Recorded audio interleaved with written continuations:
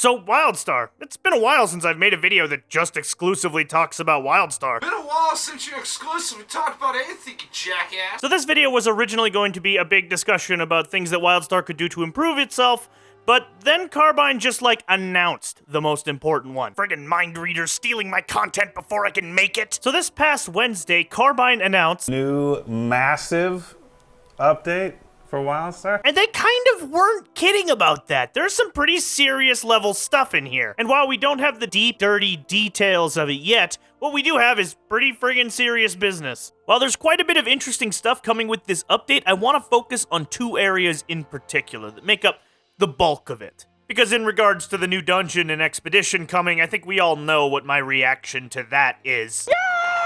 First off, let's talk about the Primal Matrix, the namesake of the entire update, and a new form of level 50 progression. So what is the Primal Matrix? Well, apparently it's something that Drusera was just keeping in a closet somewhere, just in case. Basically, it's a tree of new abilities which you can invest 4 new currencies into to unlock stat bonuses and new abilities. So this part of the update gives me some mixed feelings, because on the one hand, I absolutely love the concept here.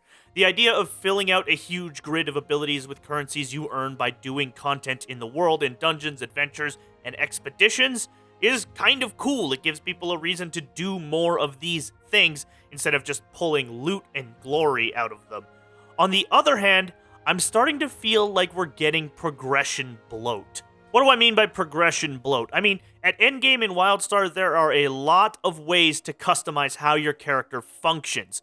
Your average MMORPG will have 2 or 3. I mean, World of Warcraft has got things like gear, talents, and then it's also got minor things like enchanting, runing, and now the artifact weapon.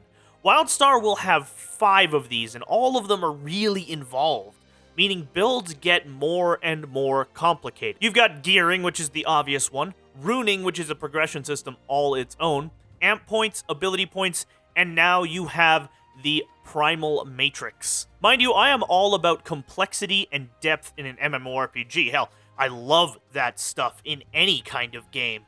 But I'm wondering if this system might have been better served replacing one of the existing systems instead of being a new system on its own. A good example would be amps. Amps are kind of boring, Carbine. I mean, I like them and all, but it's just not that interesting to just slot points into some passive bonuses. What might have been more interesting is if the Primal Matrix had some of these amp abilities integrated into it so you could build towards them. Another criticism I have of the system is that it brings in 3 new secondary stats, 2 new abilities, a bunch of amp and ability points, which might throw off balancing a little bit if it's not compensated for. I mean, you just plainly have more power now. Not only that, but the 3 new secondary stats add to an incredibly huge roster of already existing secondary stats. You've got tenacity, toughness, and hope, which all kind of react based on the health of either the user or the thing you're doing something to. Tenacity causes you to deal more damage to enemies with low health. Toughness causes you to take less damage the lower your health is. And hope allows you to heal more the lower your target's health is. At the end of the day, that's something that we're going to have to feel out when it's available. See how it affects the game as it goes. But for now, I'm warmly tepid about the whole Primal Matrix thing. But on to the more important feature of this upcoming content update, the one that confuses me in that it didn't manage to get top billing, because this is probably the biggest fucking deal of the patch. Carbine is implementing a system of dungeon scaling for Wildstar. What does that mean? That means dungeons will scale to player levels, so will loot rewards. Everything about the dungeon will scale, and this works pre-50 and post-50. So for starters, any dungeon under level 50 will automatically scale to the level of the lowest level player, and all loot from that dungeon will scale to each individual player, meaning if you pick up an item and you're level 50, it'll be a level 50 version, but if the level 20 picks up an item, be a level 20 version. It's kind of a cool idea, similar to what Final Fantasy or even World of Warcraft Legion have done recently. In addition to this, post-50 dungeons have been given additional difficulty levels, 10 additional difficulty levels, called the Prime levels.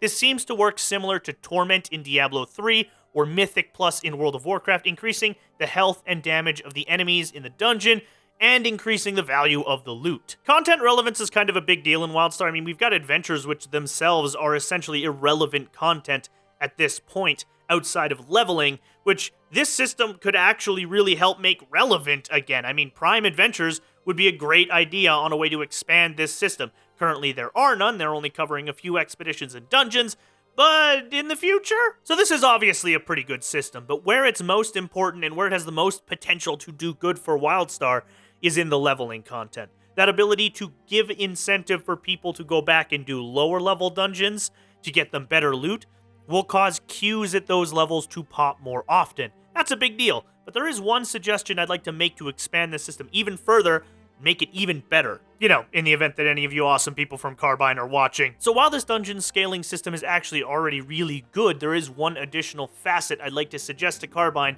if you haven't already implemented it. Who knows, I might be completely off the mark here. But I would say implement something similar to Final Fantasy XIV's leveling roulette. In Final Fantasy XIV, you can queue up for a leveling roulette, which queues you for every dungeon that you are eligible for and includes a once daily bonus. For leveling players, it includes a bonus to experience. For players at max level, it includes bonus resources you can use to purchase high-level gear. So why bother with this system? Why bother implementing this extra facet? I mean, you've already got a random dungeon roulette. Why add a once daily bonus to it? Because it incentivizes everybody to get into that same queue. Leveling players are incentivized by the experience bonus.